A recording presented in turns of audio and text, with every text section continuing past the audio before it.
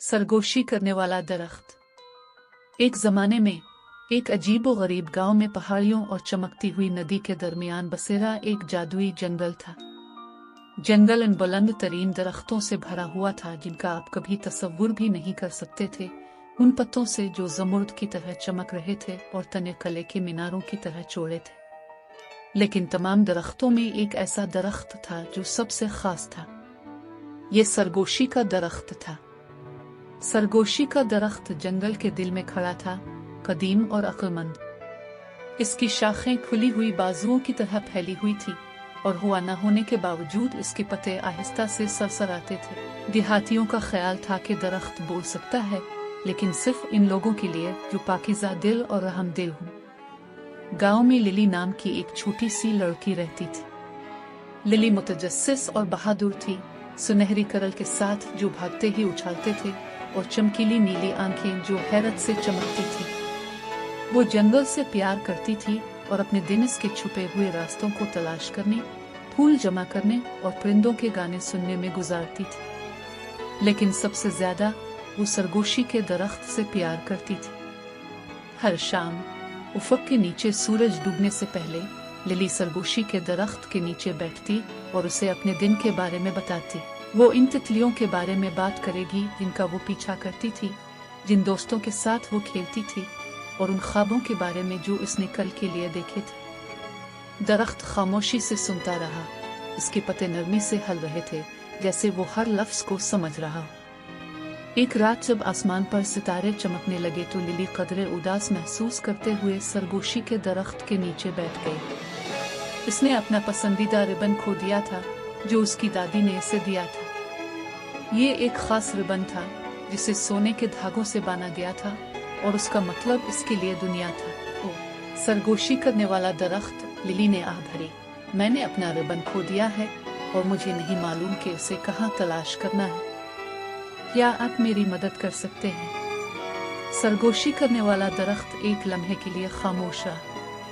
फिर गोया जादू से इसके पत्ते नर्म और गर्म रोशनी से चमकने लगे। दरख्त नीचे झुक गया। उसकी शाखें लिली के ऊपर एक नरम छतरी बना रही थी।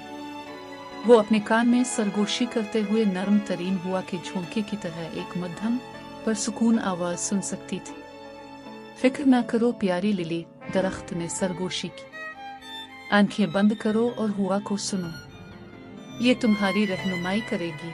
लिली ने आंखें बंद की और अचानक इसे हुआ की हल्की हल्की आवाज सुनाई दी। ऐसा लगता था कि वो एक राग, एक मीठी हल्की सी धन ले रही है जिससे इसका दिल हल्का हुआ है। हुआ ने आहिस्ता से इसे अपनी तरफ खींचा और इसे एक खास समत में एक अजीब सी खिंचाव महसूस हुआ।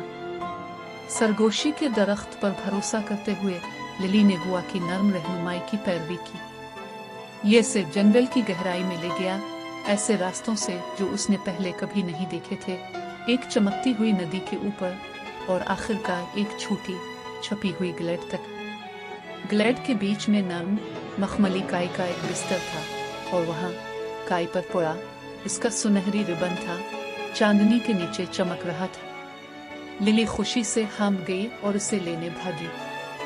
आपका शुक्रिया सरगोशी का दरख्त, उसने पुकारा। उसकी आवाज तशक्कुर से भरी हुई थी। जवाब में दरख्त के पत्ते झड़कने लगे और नर्म सरगोशियां लूट आईं। आपका इस्तकबाल है छोटे, याद रखें जब भी आपको मदद की जरूरत हो सिर्फ हुआ की सरगोशियों को सुने, क्योंकि इसमें दरख्तों की हिकमत होती है। लिली ने मुस्कुराकर रिबन वापस बालों में बांध लिया। उसने सुकून का गहरा एहसास महसूस किया, ये जानकर कि सरगोशी करने वाला दरख्त उसकी रहनुमाई के लिए हमेशा मौजूद रहेगा।